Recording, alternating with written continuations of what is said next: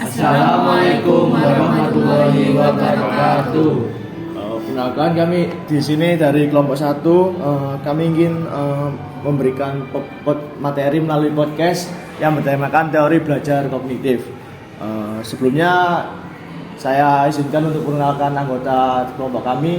Yang pertama adalah rekan saya, yaitu Perkenalkan, nama saya Aziz Nur Arifin, NIM 047. saya Rolando Ara Jukunia dengan NIM 045. Saya Elvira Arni dari NIM 048. Saya Fidra Renisa NIM 036. Saya Sultan Jordan Falevi dari NIM 057. Saya Sabila Mataluddin dari NIM 051. Baik, selamat datang dalam video perkenalan ini. Pada kesempatan kali ini kita akan membahas teori belajar kognitif, salah satu pendekatan penting dalam dunia pendidikan yang menekankan proses mental seperti berpikir, memahami, mengingat sebagai inti dari proses pembelajaran itu sendiri. Kemudian referensi topik itu di era modern sekarang, memahami cara belajar yang efektif adalah kunci keberhasilan baik dalam pendidikan formal maupun dalam kehidupan sehari-hari. Teori belajar kognitif membantu kita memahami bagaimana informasi diproses dan disimpan dalam otak, sehingga kita dapat belajar dengan lebih baik. Dan tujuan dari pembelajaran teori belajar kognitif ini yaitu setelah menonton video ini, kita mengharapkan kalian mampu menjelaskan pengertian dan prinsip teori belajar kognitif, memahami konsep-konsep utama dari tokoh-tokoh seperti Jean Piaget, Lev Vygotsky, dan Jerome Bruner, mengidentifikasi penerapan teori belajar kognitif dalam pembelajaran sehari-hari. Oke, sekarang masuk ke dalam pembahasan tentang teori belajar kognitif. Sehubungan dengan kelemahan teori behaviorisme yang telah dikemukakan sebelumnya, banyak para ahli dan pemikir pendidik yang kurang puas terhadap ungkapan para behavioris bahwa belajar sekedar hubungan antara stimulus dengan respon. Menurut mereka, perilaku seorang selalu didasarkan oleh kognitif, yaitu tindakan mengenal atau memikirkan situasi di mana perilaku itu terjadi. Istilah kognitif sendiri, walau banyak dipopulerkan oleh Piaget dengan teori perkembangan kognitifnya, sebenarnya telah dikembangkan oleh Wilhelm Wundt, bapak psikologi. Menurut Wundt, kognitif adalah sebuah proses aktif dan kreatif yang bertujuan membangun struktur melalui pengalaman-pengalaman. Wundt percaya bahwa pikiran adalah hasil kreasi para siswa yang aktif dan kreatif yang kemudian disimpan dalam memori.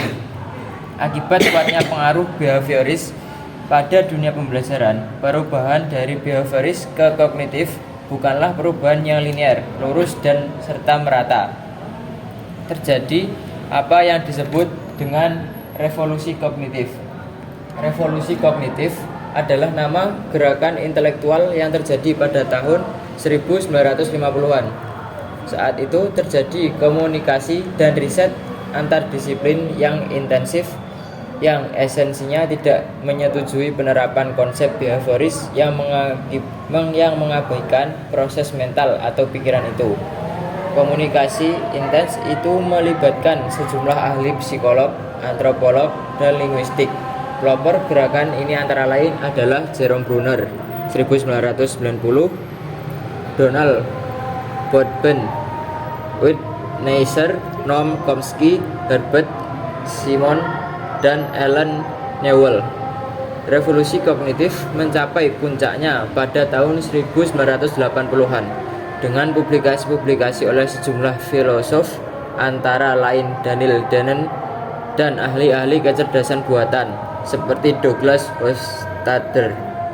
Ada 5 gagasan pokok yang melandasi revolusi kognitif ini seperti yang dinyatakan oleh Steven Pinker pada 2002, yaitu dunia mental atau pikiran dapat dibumikan pada dunia fisik melalui konsep-konsep tentang informasi, komputasi, dan umpan balik. Pikiran tidak mungkin seperti papan tulis kosong, karena papan tulis kosong tidak dapat berbuat apa-apa. Suatu rentang yang tidak terbatas menyangkut perilaku dapat dibangkitkan oleh program-program gabungan tertentu di dalam pikiran. Mekanisme mental universal dapat menjadi dasar timbulnya berbagai macam variasi tindakan lintas budaya. Pikiran adalah suatu sistem kompleks yang tersusun dari bagian-bagian yang saling berinteraksi. Teori kognitif diawali oleh perkembangan psikologi Gestalt yang dipelopori oleh Max Wertheimer. Walau sebenarnya, seperti halnya dengan teori behavioris, kehadirannya dapat dirunut ke belakang ke masa Yunani kuno, berasal dari filsafat Plato dan Aristoteles. Namun, yang disebut sebagai pengembang teori ini adalah Jean Piaget, seorang ahli psikologi perkembangan kelahiran Swiss. Akan tetapi, jangan dilupakan bahwa Piaget juga memegang peranan penting dalam teori konstruktivisme. Nama ahli lain pada pionir aliran kognitivisme adalah Kurt Lewin, Jerome Bruner, Robert Geck, dan David Ausubel. Sesungguhnya kognitif lahir merupakan respon terhadap behavioris diawali oleh publikasi pada tahun 1929 oleh Bott, seorang ahli psikolog Gestalt. Ia mengkritik behavioris karena kebergantungannya pada perilaku yang diamati untuk menjelaskan pembelajaran. Pandangan Gestalt tentang belajar dinyatakan dengan konsep pembelajarannya disebut teori kognitif. Dua kunci pendekatan kognitif adalah: satu, bahwa sistem ingatan adalah suatu prosesor informasi yang aktif dan terorganisasi. Dua, bahwa pengetahuan awal memerankan peranan penting dalam pembelajaran. Teori kognitif mencermati hal-hal di balik perilaku untuk menjelaskan pembelajaran berbasis otak, brain-based learning. Perbedaan pokok antara seorang gestaltis dengan seorang behavioris yaitu terletak pada lokasi kontrol terhadap kegiatan pembelajaran. Bagi seorang gestaltis terletak pada individu pembelajar, sedangkan bagi seorang behavioris terletak pada lingkungan. Teori belajar kognitif lebih mementingkan proses belajar daripada hasil belajar. Teori ini menekankan bahwa perilaku seorang ditentukan oleh persepsi serta pemahamannya tentang situasi yang berhubungan dengan tujuan belajarnya. Model belajar kognitif merupakan suatu berbentuk teori belajar yang sering disebut sebagai model perseptual. Belajar merupakan perubahan persepsi dan pemahaman yang tidak selalu dapat terlihat sebagai tingkah laku yang tampak. Teori ini berpandangan bahwa belajar merupakan suatu proses internal yang mencakup ingatan, retensi, pengolahan informasi, emosi, dan aspek kejiwaan lainnya. Belajar merupakan aktivitas yang melibatkan proses berpikir yang sangat kompleks.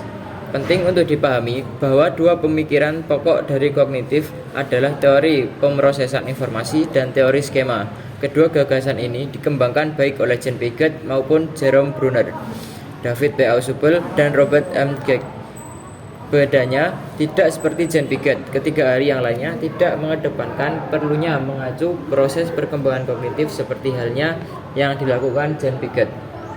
Menurut pendekatan kognitif, dalam kaitan teori pemrosesan informasi, unsur terpenting dalam proses belajar adalah pengetahuan yang dimiliki setiap individu sesuai dengan situasi belajarnya.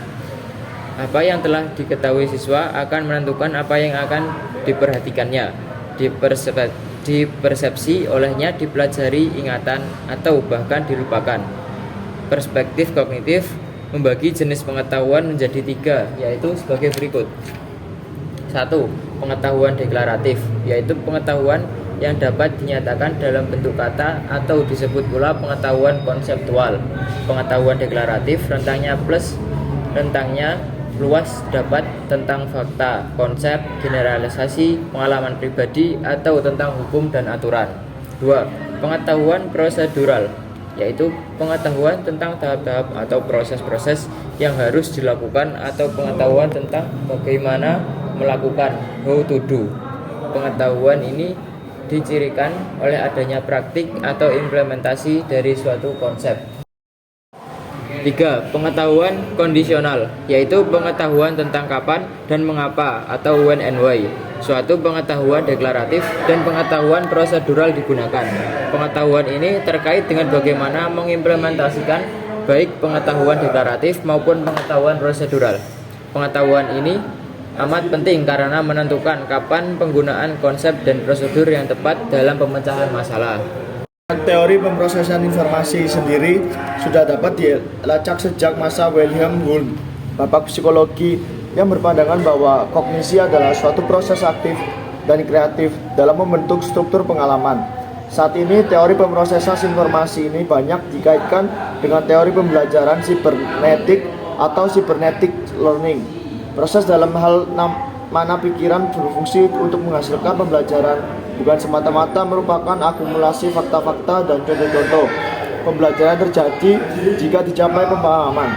Pendukung pendapat Wundt antara lain adalah Sir Frederick Berlet yang menyatakan bahwa proses pengingat atau remembering faktanya bukan merupakan suatu fungsi independen dan bekerja jelas dengan anggapan, bayangan atau bahkan pemikiran konstruktif, tetapi memiliki hubungan kedekatan dengan ketiga-tiganya. Menurut Bartlett, proses pengingatan merupakan kegiatan rekonstruksi, bukan kegiatan mereproduksi. Berdasarkan percobaan-percobaannya, diperoleh sejumlah pertemuan yang melandasi teori kognitivisme itu sendiri, yaitu antara lain yang pertama yaitu ada penafsiran atau interpreting, yaitu memerankan peran penting terhadap apa yang diingat. Dan yang kedua yaitu apa yang diingat harus memiliki sejumlah hubungan dengan apa yang dikenal sebelumnya. Dan yang ketiga ada memori, merupakan suatu proses konstruksif. Dalam konteks kognitivisme yang dianggap pengembang teori memprosesan informasi justru Robert M. Gagne yang kemudian dikembangkan oleh George Miller. Asumsi yang melandasi teorinya adalah bahwa pembelajaran merupakan faktor yang sangat penting dalam perkembangan. Perkembangan merupakan hasil kumulatif dari pembelajaran.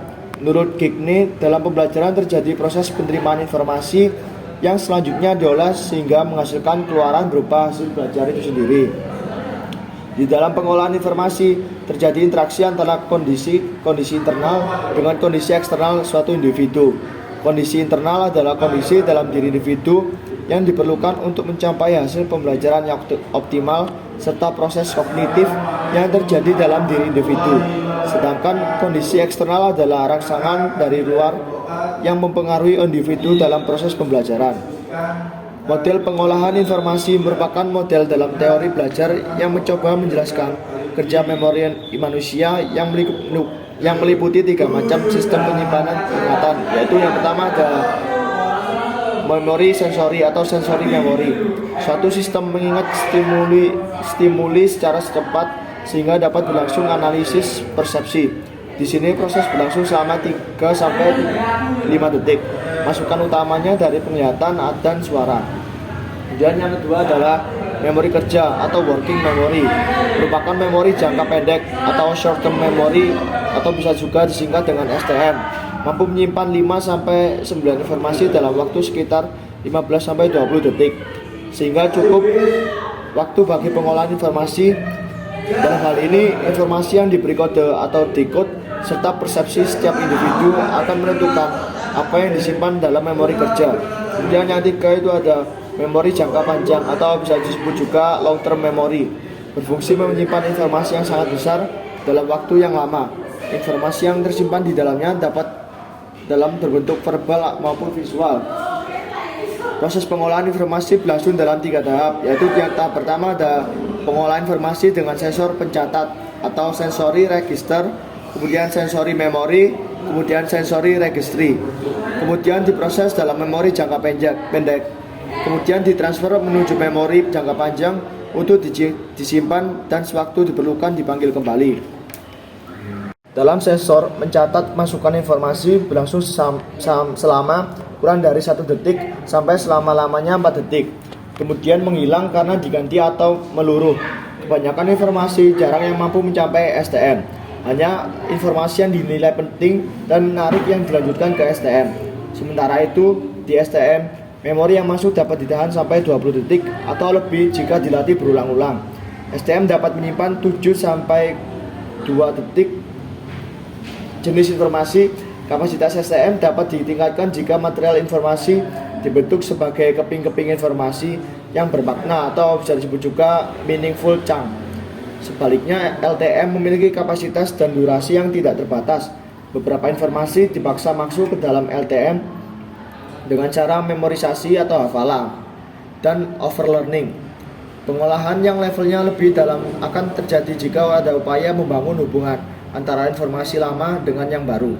Dan ini merupakan cara yang baik dalam mempertahankan ingatan terhadap suatu materi. Kemudian landasan yang kedua dari teori belajar berbasis kognitivisme adalah teori skema. Teori ini amat erat hubungannya dan saling melengkapi dengan teori pengolahan informasi pionir teori skema, yaitu Sir Frederick Berlet dari Inggris. Skema merupakan suatu struktur pengetahuan internal informasi baru yang masuk dan diterima pembelajaran dibandingkan dengan struktur kognitif yang telah dimilikinya yang dinamakan skema atau jamak skemata. Skema yang ada akan digabungkan, diperluas atau diubah untuk mengakomodasi informasi baru tersebut. Skema menurut Bartlett merupakan struktur mental bawah sadar yang menyatakan pengetahuan genetik setiap individu tentang dunia. Skema sendiri adalah suatu proses atau cara mengorganisasikan dan merespons berbagai pengalaman belajar.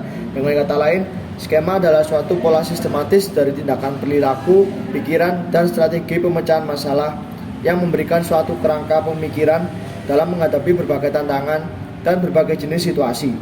Skema menyatakan pengetahuan tentang konsep, yaitu objek dan hubungannya dengan objek yang lain, dengan situasi, dengan kejadian-kejadian, urutan kejadian, tindakan, dan serangkaian tindakan.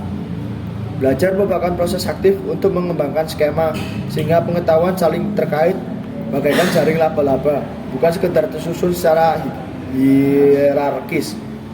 Terkait dengan efek skema dalam pembelajaran serta kaitan teori skema dengan teori pengolahan informasi. Gigne dan juga Dick dalam Hilgard and Brouwer dalam tahun 1975 dan Brouwer 1987 menyatakan, yaitu yang pertama ada informasi baru yang dipelajari disimpan dengan menjalinnya dalam suatu skema yang pembentukannya dilandasi informasi dari pembelajaran terdahulu. Kemudian yang kedua yaitu pengingatan terhadap informasi verbal yang lama dan telah dipelajari kuat sekali dipengaruhi oleh skema ini, sehingga proses pengingatan adalah suatu kegiatan konstruksif. Dan yang ketiga yaitu skema tidak hanya membantu retensi pengingatan terhadap materi baru dengan cara menyediakan bingkai kerja untuk penyimpanannya, tetapi juga mengubah informasi baru dengan membuatnya cocok dengan harapan-harapan yang dibangun dari dalam skema. Yang keempat itu skema diorganisasikan sebagai komponen-komponen keterampilan intelektual. Dan yang kelima yaitu secara ideal pembelajaran akan mampu mengolah informasi baru dengan cara mengevaluasi atau melakukan modifikasi terhadap skema miliknya. 1. Teori-teori belajar berbasis kognitifnya. A. Teori kognitif Gestalt. Gestalt berasal dari bahasa Jerman yang padanan artinya berbentuk atau konfigurasi. Dalam dunia psikologi, Gestalt dimaknai sebagai kesatuan atau keseluruhan yang bermakna a unified of or meaning. Pokok pandangan Gestalt adalah bahwa objek atau peristiwa tertentu akan dipandang sebagai suatu keseluruhan yang terorganisasi. Berbeda dengan pandangan behaviorisme yang berasumsi adanya perilaku molekular, pandangan Gestalt lebih menekankan kepada perilaku moral. Perilaku molekular bersifat mekanistik, otomatis, dan menitik beratkan pada perilaku dalam berbentuk kontraksi otot atau keluarnya kelenjar, atau ingat bahwa objek penelitiannya berupa binatang. Sedangkan perilaku molar adalah perilaku dalam keterkaitan dengan lingkungan luar. Peratakan dasar teori Gestalt adalah Merwestheimer yang meneliti tentang pengamatan tentang apa yang sering kita alami tetapi bukan merupakan bagian dari sensasi kita yang sederhana. Berbeda dengan penganut aliran behaviorisme, pada saat itu Westheimer lebih memberikan penekanan kepada keseluruhan Keseluruhan jauh lebih penting daripada jumlah semua bagian. Perilaku tidak ditentukan oleh salah satu unsur individual. Perilaku ditentukan oleh sifat intrinsik dari keseluruhan. Gagasan pokok dari teori Gestalt yaitu pengelompokan atau grouping. Pentingnya grouping dijelaskan melalui hukum Gestalt. Proximity, kedekatan objek yang berdekatan satu sama lain cenderung mengelompok. Symmetry atau similarity, kesamaan, makin mirip suatu objek makin cenderung mereka mengelompok. Good continuation, kesinambungan objek yang membentuk garis sambung cenderung mengelompok. Di samping makna Wertheimer dikenal nama Wolfgang Kohler dan Kurt Kova sebagai pengembang teori Gestalt. Wolfgang Kohler merupakan konsep belajar tilikan atau instinct learning dengan memakai binatang coba seekor simpanse bernama Sultan. Menurut pandangan ahli teori Gestalt, semua kegiatan belajar menggunakan pemahaman tentang adanya hubungan-hubungan, terutama hubungan antara bagian terhadap keseluruhan. Tingkat kejelasan dan kemaknaan terhadap apa yang diamati dalam situasi belajar akan lebih meningkatkan kemampuan belajar seseorang daripada melalui hukuman atau ganjaran. Kemudian B. Teori belajar medan kognitif dari Kurt Lewin. Kurt Lewin mengembangkan teori belajar medan kognitif dengan menaruh perhatian kepada kepribadian dan psikologi sosial.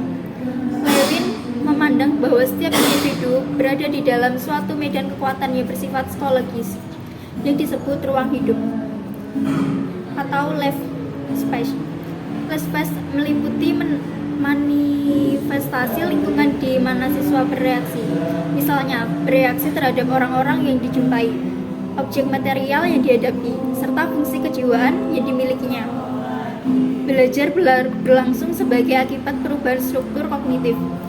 Perubahan struktur kognitif itu merupakan hasil dari dua macam kekuatan. Satu dari struktur medan kognitif itu sendiri, yang lain dari kebutuhan motivasi internal individu. Dalam ruang hidup, siswa memiliki tujuan yang ingin dicapai, didorong oleh motif hidupnya, sehingga ia berupaya melakukan sesuatu untuk mencapai tujuan itu. Akan tetapi, selalu ada hambatan yang merintangi.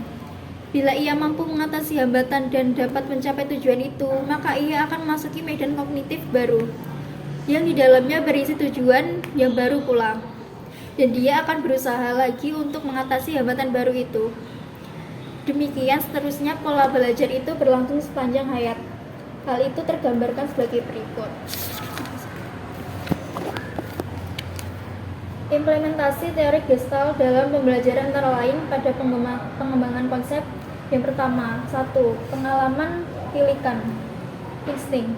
Tilikan memegang peranan yang penting dalam perilaku. Kemampuan tilikan adalah kemampuan mengenali keterkaitan unsur-unsur dalam suatu objek atau peristiwa. Yang kedua, pembelajaran bermakna, meaningful learning.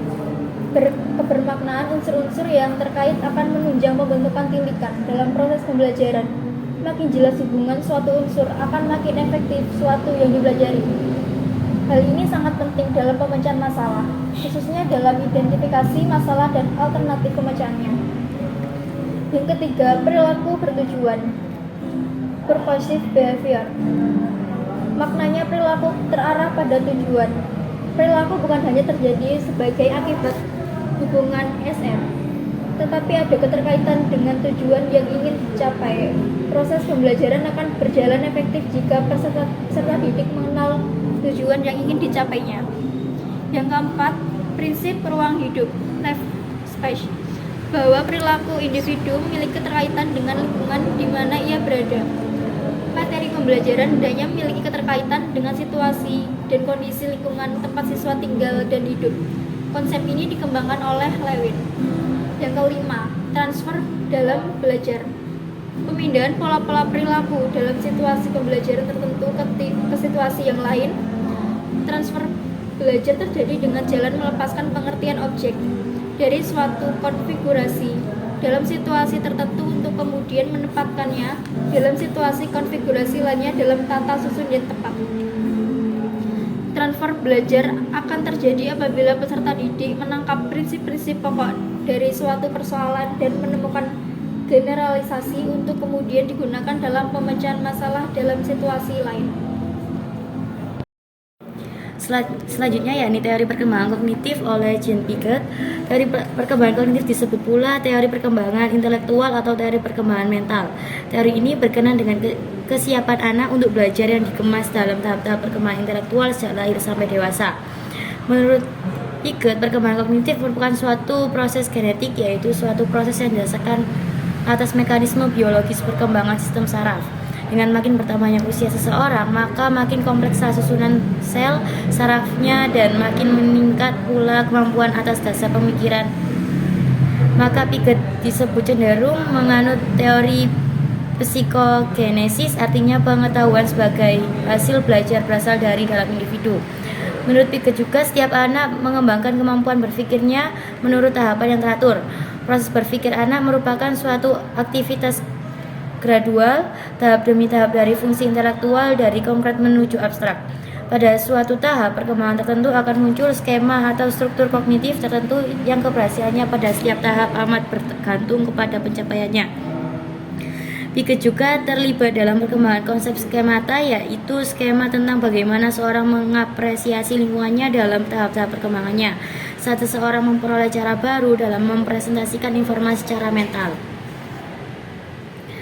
Selanjutnya, Piaget juga menjelaskan bahwa perkembangan skema adalah universal dalam urutannya, artinya semua pembelajaran di seluruh dunia memang harus melewati tahap sensori motor sampai pada tahap operasional formal.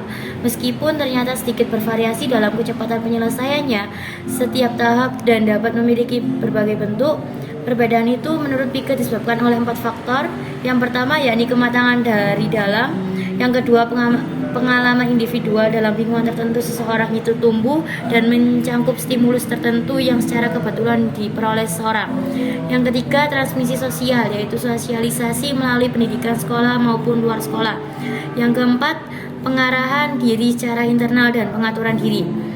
Menurut Piaget, semua perkembangan skema bersifat universal bagi seluruh manusia, sehingga implikasinya bagi pendidikan adalah bahwa tidak dapat mengajarkan sesuatu pada seseorang bila belum ada kesiapan yang merujuk kepada kematangannya. Dengan demikian, maka pembelajaran dan masukan yang diperoleh seseorang harus cocok dengan perkembangan skema seseorang. Sementara itu, mengingat posisi Piaget yang unik hadir baik dalam teori kognitif atau konstruktivisme, maka penjelasan lebih lanjut dari teori Piaget dikembangkan dalam konstruktivisme. Hal yang penting dalam di sini, jika teori kognitif Wertheimer dan Kurt Lewin digolongkan dalam teori nativisme yang menganggap perkembangan kognitif sebagai pemunculan pengetahuan dan kemampuan bawaan, maka mulai Piaget dan seterusnya kognitivisme lebih mendekati konstruktivisme yang menganut filsafat empirisme dengan asumsi pembangunan kemampuan kognitif harus melalui pengalaman atau tindakan yang termotivasi dengan sendirinya terhadap lingkungan. Implikasi teori perkembangan kognitif Piaget dalam pembelajaran adalah sebagai berikut. Yang pertama, bahasa dan cara berpikir kepada anak berbeda dengan orang dewasa. Oleh sebab itu, guru dalam mengajar harus menggunakan bahasa yang sesuai dengan cara pikir anak. Yang kedua, anak-anak akan belajar lebih baik apabila dapat menghadapi lingkungan dengan baik. Guru harus membantu anak mengakomodasikan agar anak dapat berinteraksi dengan lingkungan sebaik-baiknya. Yang ketiga, bahan yang harus dipelajari anak hendaknya dirasakan sebagai bahan baru tetapi tidak asing. Yang keempat, memberikan peluang agar anak belajar sesuai dengan tahap perkembangannya. Yang kelima, di dalam kelas anak-anak hendaknya diberi peluang untuk saling berbicara dan diskusi sesama teman. Terkait dengan langkah-langkah pembelajarannya yang merupakan bagian dari metode pembelajaran, menurut konsep Piaget, langkah-langkah pembelajaran meliputi aktivitas sebagai berikut. Yang pertama, menentukan tujuan pembelajaran. Yang kedua, memilih materi pelajaran. Yang ketiga, menentukan topik-topik yang dapat dipelajari siswa secara aktif. Yang keempat, menentukan kegiatan belajar yang sesuai dengan topik-topik. Yang kelima, mengembangkan metode pembelajaran untuk merangsang kreativitas dan cara pikir siswa. 6. Melakukan penilaian proses dan hasil belajar siswa. Selanjutnya, teori discovery learning dari Jerome Bruner. Dasar dari teori Bruner adalah ungkapan Piaget yang menyatakan bahwa anak harus berperan secara aktif saat belajar di kelas. Konsepnya adalah belajar dengan menemukan discovery learning, siswa mengorganisasikan bahwa pelajaran yang dipelajarinya dengan suatu bentuk akhir yang sesuai dengan tingkat kemajuan berpikir anak. Pendidikan pada hakikatnya merupakan proses penemuan personal oleh setiap individu. Guru harus memberikan keleluasan pada siswa untuk menjadi pemecah masalah, seorang ahli sains, matematikawan, ahli sejarah, dan profesi lain yang menantang, menjelajah, dan berbasis penemuan. Biarkan siswa menemukan arti hidup bagi dirinya sendiri dan menemukan mereka mempelajari konsep-konsep di dalam bahasa mereka sendiri. Menurut Burner, seiring dengan terjadinya pertumbuhan kognitif, para pembelajar harus memiliki 3 tahapan pembelajaran. Yang pertama yaitu enaktif. Seorang belajar tentang dunia melalui respon atau aksi-aksi terhadap suatu objek. Dalam memahami dunia sekitarnya, anak menggunakan keterampilan dan pengetahuan motorik seperti meraba, memegang, mencengkram, menyentuh, menggigit, dan sebagainya. Yang kedua, ikonik. Pembelajaran terjadi melalui penggunaan model-model dan gambar-gambar dan visualisasi verbal. Anak-anak mencoba memahami dunia sekitarnya melalui bentuk-bentuk perbandingan dan perumpamaan, dan tidak lagi memerlukan manipulasi objek-objek pembelajaran secara langsung. Yang ketiga, simbolik. Siswa sudah mampu menggambarkan kapasitas berpikir dalam istilah-istilah yang abstrak. Dalam memahami dunia sekitarnya, anak-anak belajar melalui simbol-simbol bahasa, logika, matematika, dan sebagainya. Burner selanjutnya menegaskan bahwa guru yang efektif harus membantu pembelajaran dan membimbingnya untuk melewati ketiga fase ini. Dalam suatu proses yang disebut scaffolding, inilah cara siswa membangun pemahaman. Pada akhirnya, melalui scaffolding ini siswa dibimbing menjadi pembelajar yang mandiri. Tentang scaffolding akan dibahas lebih lanjut dalam konstruktivisme. Langkah-langkah pembelajaran menurut Burner dirumuskan. Yang pertama yakni menemukan tujuan pembelajaran. Yang kedua, melakukan identifikasi karakteristik siswa. Yang ketiga, memilih materi pelajaran. Yang keempat, menentukan topik-topik yang dapat dipelajari siswa secara induktif. Yang kelima, mengembangkan bahan-bahan belajar yang berupa contoh-contoh ilustrasi, tugas, dan sebagainya untuk dipelajari siswa. Yang keenam, mengatur topik-topik pembelajaran dari yang sederhana ke kompleks, dari yang konkret ke abstrak, atau dari tahap yang enaktif, ikonik, sampai ke simbolik. Yang ketujuh, melakukan penilaian proses dan hasil belajar siswa. Teori belajar dari Robert M. Gagner. Gagner menggabungkan ide-ide behaviorisme dan kognitivisme dalam pembelajaran. Menurut Gagner, dalam pembelajaran terjadi proses penerimaan informasi untuk diolah sehingga menghasilkan keluaran dalam bentuk hasil belajar. Dalam pemrosesan informasi terjadi interaksi antara kondisi internal dengan kondisi eksternal individu. Teori Robert Gagner tentang pembelajaran terdiri dari 3 prinsip, yaitu syarat-syarat pembelajaran, 9 peristiwa pelajaran, dan taksonomi hasil pembelajaran. 9 peristiwa pembelajaran menurut Gagner adalah sebagai berikut. 1. Memberikan perhatian. Contoh sederhana, tunjukkan es krim, ceritakan kelezatan yang diperoleh dari memakannya. 2. Memberitahu siswa tentang tujuan pembelajaran. Biarkan siswa mengetahui apa yang akan dipelajarinya. Contoh, hari ini kita akan belajar membuat es krim. 3. Dibangun atas pengetahuan yang telah lalu. Contohnya, apakah ada yang pernah membuat es krim, di mana, kapan, dan bahan apa saja yang diperlukan. 4. Menyajikan pembelajaran sebagai rangsangan. Contoh, tunjukkan kepada siswa bagaimana membuat es krim. 5. Memberikan panduan belajar. Contoh, bantulah siswa agar dapat mengikuti pembelajaran dengan baik pada saat pembelajaran berlangsung. 6. Menampilkan kinerja. Mintalah para siswa mengerjakan apa-apa yang baru dipelajarinya. Contoh, berikan kepada siswa bahan-bahan untuk membuat es krim dan mintalah agar membuat es krim sendiri.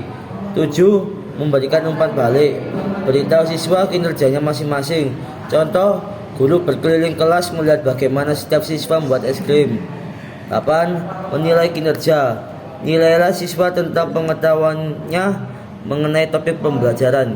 Contoh, amati es krim hasil kerja siswa. Jika mereka benar cara membuatnya, diperbolehkan memakannya. Meningkatkan retensi atau ingatan dari transfer pengetahuan. Bantulah siswa dalam mengingat-ingat dan menerapkan keterampilan baru itu. Contoh, siswa ditugasi membuat es krim pada saat karya wisata sekolah. 9 peristiwa pembelajaran oleh Gagner tersebut secara tidak langsung juga telah menggambarkan langkah-langkah pembelajaran menurut Gagner. Secara skematis, penjelasan tentang 9 peristiwa pembelajaran oleh Gagner di atas dapat dilihat pada gambar berikut. Pengembangan 5 kategori utama belajar tersebut di atas ditenggarai berimplikasi terhadap hal sebagai berikut. Hasil belajar yang berbeda memerlukan cara mengajar yang berbeda pula. Dengan kata lain, guru harus mampu melaksanakan variasi dalam pembelajaran. Agar berlangsung peristiwa belajar, harus dihadirkan kondisi pembelajaran tertentu. Atmosfer pembelajaran harus didesain sedemikian rupa sehingga timbul keberanian siswa untuk merealisasikan ide kreatifnya. Diperlukan tindakan-tindakan khusus yang menyusun kegiatan pengajaran yang berbeda untuk setiap jenis hasil pembelajaran yang berbeda pula.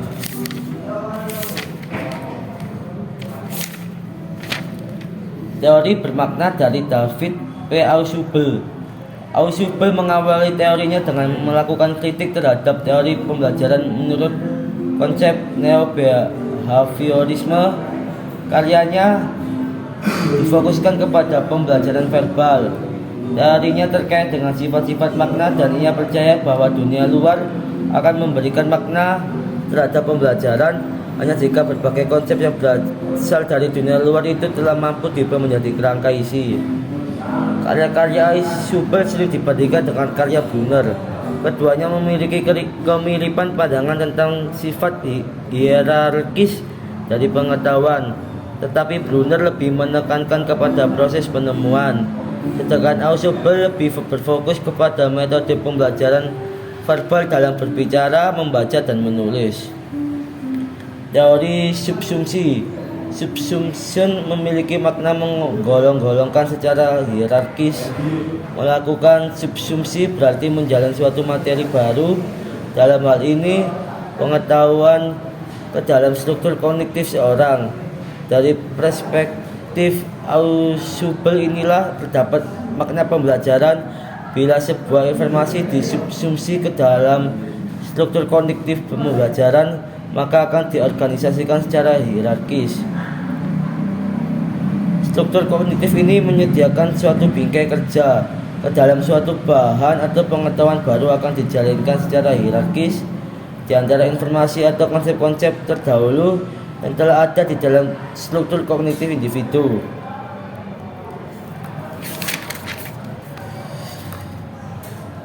Ausubel berpendapat bahwa penting bagi guru untuk menyiapkan ikhtisar informasi yang akan dipelajari siswa. Guru dapat melakukan dengan menyajikan pengantar ringkas tentang apa saja informasi yang akan dipelajari itu sebagai suatu kerangka dalam bentuk abstraksi atau ringkasan konsep-konsep dasar tentang apa yang dipelajari dan hubungannya dengan informasi atau pengetahuan yang telah ada dalam struktur kognitif siswa. Sehubungan dengan itu, mereka telah mencoba mendaftarkan sejumlah indikasi perbedaan antara kedua macam pembelajaran tersebut. Isu kontroversial terkait kognitivisme. Kognitivisme pun tidak lepas dari kritik-kritik. Beberapa isu kontroversial terkait kognitivisme, yaitu 1. Terdapat kontroversi terhadap pembagian tahapan perkembangan. Apakah disusun berdasarkan kualitas atau kuantitas kognisi? 2. Terkait dengan kontinuitas dan diskontinuitas, terdapat kontroversi tentang apakah pembagian tahapan perkembangan merupakan proses yang berkelanjutan atau proses terputus pada setiap tahapannya. 3. Berkaitan dengan homogenitas dari fungsi kognisi, terdapat perbedaan kemampuan fungsi kognisi dari setiap individu. Ada anak yang cepat belajar, ada yang lambat belajar, padahal dalam tahap perkembangan usia yang sama. 4. Kontroversi antara natur yang berpangkal pada filsafat nativisme atau anugerah alam dengan natur yang berlandaskan filsafat empirisme atau hikmah dari pengalaman. Nativisme percaya bahwa otak manusia telah dipersiapkan sejak lahir untuk bertugas kognitif, sedangkan empirisme yakin bahwa kemampuan kognisi merupakan hasil dari pengalaman. 5. Secara relatif, kecerdasan seorang anak stabil pada suatu derajat kecerdasan atau level IQ tertentu. Tetapi terdapat perbedaan kemampuan kecerdasan seorang anak pada usia 3 tahun dibandingkan dengan usia 15 tahun. Selanjutnya yaitu kesimpulan tentang materi teori belajar kognitivisme. 1. Fokus pada proses mental, yaitu teori kognitivisme menekankan pentingnya proses mental dalam pembelajaran seperti pemahaman, ingatan, dan pemecahan masalah. Belajar dianggap sebagai proses aktif di mana individu mengolah informasi dan membangun pengetahuan. 2. Yaitu belajar sebagai proses internal. Pembelajaran terjadi melalui interaksi antara pengalaman baru dan struktur pengetahuan yang sudah ada sebelumnya. Informasi baru dipahami dengan menghubungkannya ke pengetahuan yang sudah ada melalui proses asimilasi dan akomodasi. 3. Peran pemahaman dan konteks. Pemahaman konsep dan konteks sangat penting dalam kognitivisme. Belajar tidak hanya menghafal fakta, tetapi memahami bagaimana informasi terhubung dan dapat diterapkan dalam situasi berbeda. 4. Pentingnya perhatian dan motivasi. Proses kognitif seperti perhatian, persepsi, dan motivasi memengaruhi bagaimana individu menerima dan mengolah informasi. Faktor-faktor ini berperan penting dalam keberhasilan belajar. 5. Pembelajaran aktif dan konstruksif. Pembelajaran dianggap sebagai peserta aktif yang membangun pengetahuannya sendiri melalui eksplorasi, pengalaman, dan refleksi. Guru berfungsi sebagai fasilitator yang membantu siswa mengembangkan kemampuan berpikir kritis dan pemecahan masalah. 6. Penggunaan strategi metakognitif. Kognitivisme mendorong penggunaan strategi metakognitif seperti merencanakan, memantau, dan mengevaluasi proses belajar. Hal ini membantu individu menjadi pembelajar yang mandiri dan efektif. Tokoh utama yaitu Jean Piaget, Jerome Bruner, dan Lev Vygotsky adalah beberapa tokoh penting dalam teori kognitivisme yang memberikan kontribusi besar terhadap pemahaman tentang bagaimana manusia belajar dan berkembang. Teori ini relevan untuk pembelajaran berbasis konstruktivisme dan penggunaan teknologi pendidikan untuk meningkatkan keterlibatan dan hasil belajar. Demikian tentang pemaparan materi dan diskusi kami tentang teori belajar kognitif. Apabila ada salah kata maupun ucapan yang kurang berkenan, mohon maaf dan terima kasih. Wassalamualaikum warahmatullahi wabarakatuh.